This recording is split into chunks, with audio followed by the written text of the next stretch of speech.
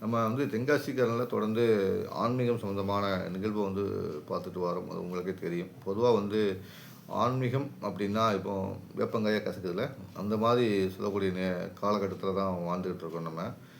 ஆ பொதுவா ஆன்மீகம்ங்கிறது என்ன பார்த்தீங்கன்னா, நெறிப்படுத்தல். மனிதனை வந்து நெறிப்படுத்தக்கூடிய விஷயங்கள தான் ஆன்மீகம் சொல்லுவாங்க. அந்த காலத்தில நம்ம சில வழிபாட்ட வந்து அ மக்கள் வந்து முன்னோர்கள் என்ன சொன்னாங்கன்னா, சில விதிமுறைகள் வகுத்தா அதுக்கேத்த மாரி அவங்க போவாங்க அப்படிங்கிறது தான் கோயிலுக்குலாம் போக வச்சாங்க. ஒழுக்க நெறிமுறை கொண்டு வரதுக்காண்டி தான். இன்னைக்கு அது கேள்விக்குறியாக போகக்கூடிய காலகட்டத்தில இருக்கோம். சாமி கும்பிட்டாலே நம்மள வந்து தீண்டாதவர்கள மாரி பார்க்குற மாரி பார்க்கக்கூடிய ஒரு காலகட்டத்தில வாழ்ந்துகிட்டு இருக்கோம் நம்ம. இல்லையா? கோயில் போய் சாமி கும்பிட்டாலே ஒரு மூட நம்பிக்கைங்க.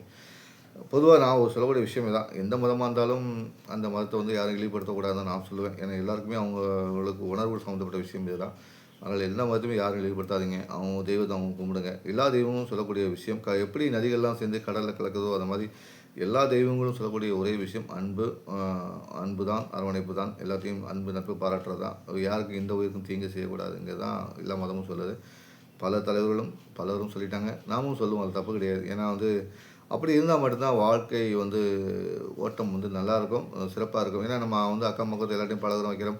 எல்லாருடைய உறவுகளும் இந்த அந்த காலத்துல இருந்துட்டு இருக்கு. ஸோ, அத அப்படியே மெயின்டெயின் பண்ணிட்டு போவோம். ஓகே. அப்ப நான் சொல்ல வந்த விஷயம் என்னன்னா, அ அந்த உழவரா பணி பத்தி சம்மந்தமா தான் பேசப் போறேன். ஏன்னா வந்து இந்த உழவார பணிங்கிறது எப்போ உருவாக்குனாங்க அப்படின்னு பார்த்தீங்கன்னா வந்து, அந்தைய காலகட்டத்தில மன்னர் ஆட்சி காலத்திலேயே இந்த உழவார பணிகள்லாம் இருந்தது. அதாவது இப்பவும் கூட உங்களுக்கு தெரியும்னு நினைக்கிறேன். நிறையவர்கள் வந்து கோயிலுக்கு தானமா எல்லாத்தையும் எழுதி வைப்பாங்க பார்த்துருக்கீங்களா? இடம் விப்பாங்க, வீடு எழுதி வைப்பாங்க, வயல் எழுதி வைப்பாங்க.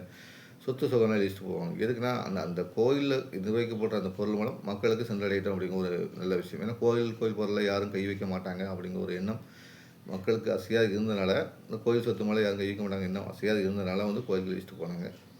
தற்போதைய காலகட்டத்தில எல்லாமே வந்து விவாதக்கு ஒரு பொருளாக மாறியிருக்கின்ற இந்த சூழ்நிலையில, அ "தன் கை தனக்கு உதவிங்கும்படி நம்மளே நம்ம உதவி பண்ணலாம்." அப்படிங்கிற மாரி தான் ஆன்மீகம் சொல்லக்கூடிய விஷயமா தான் நான் பார்க்குறேன், எனக்கு தெரிஞ்சு. உதாரணத்துக்கு ஒரு கோயிலுக்கு போறீங்க, ஒரு ஒரு வழிபாடு நடத்த போறீங்க, சரியா? போற இடத்துலயே ஒரு 4 பேர் உங்களுக்கு அன்னதானமோ, இல்ல வயிறு பசிக்கோ, ஏதோ ஒரு உதவியோ உங்களுக்கு கேட்குறாங்கன்னா, கண்டிப்பா பண்ணிருங்க. உங்களால முடிஞ்சிருந்தா, முடியும் என்றால் அந்த உதவிய பண்ணுங்க. அதே தெய்வ சம்மந்தம் இல்லையா?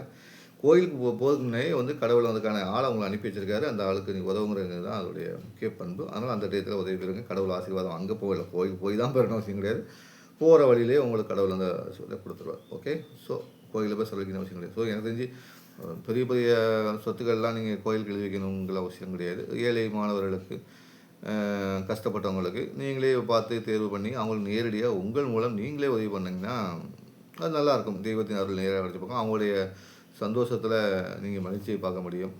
ஸோ, அதனால வந்து இந்த வழிபாட்டு முறையில நான் சொல்லக்கூடிய விஷயம், இந்த உழவார பணி. இந்த உழவார பணியும் அது சார்ந்த விஷயம் தான். உழவார பணிங்கிறது என்னன்னு பார்த்தீங்கன்னா, கோயிலை சுத்தம் செய்தல்னு தான் சொல்லுவாங்க. எல்லா கோயில்லயும் பார்த்தீங்கன்னா, சிவன் கோயில்ல நிறைய வேலைகள உழவு பண்ணுவாங்க. ஒரு 4, 5 பேர் குறிப்பா இணைஞ்சு பண்ணக்கூடிய ஒரு விஷயமா இது பார்க்கப்படும். அதாவது செய்ற தொழிலுக்கு வந்து காசு வாங்க மாட்டாங்க. மனசார போவாங்க. அங்க உள்ள கோயில் உள்ள துணிகளையோ, அங்க அந்த கட்டிட வேலைகளையோ, அந்த தூக்குறது, துப்புரவு பண்றது எல்லா வேலைகளையுமே அவங்க இழுத்து போட்டு பார்த்துட்டு சந்தோஷமாட்டு திருப்பி தருவாங்க. ஏன்னா இறைவனுக்கு செய்ய தொண்டு அப்படிங்கிற மாரி தான்.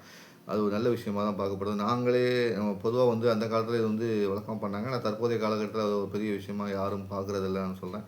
ஆனா அது பண்ணுங்க. உங்கள ஆத்மார்த்தமான ஒரு விஷயம் உங்க வாழ்க்கையில நடக்கும். இறைவனுடைய நெருக்கமான ஒரு விஷயம் உங்கள் வாழ்க்கையில் நடக்கும்.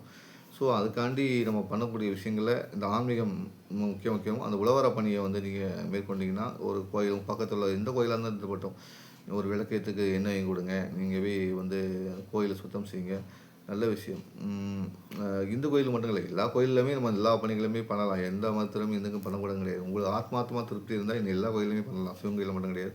தேவாலயங்கள்ல கூட எல்லா கோயில்லயுமே நீங்க பண்ணலாம் ஆலயங்கள்ல. அது ஒண்ணும் பிரச்சனை ஒண்ணும் கிடையாது. ஏன்னா, உங்களுக்கு ஆத்மார்த்தமா இருக்கணும். அந்த ஆத்மார்த்தம் உங்களுக்கு வழிகாட்டணும். அவ்வளோதான் விஷயம்.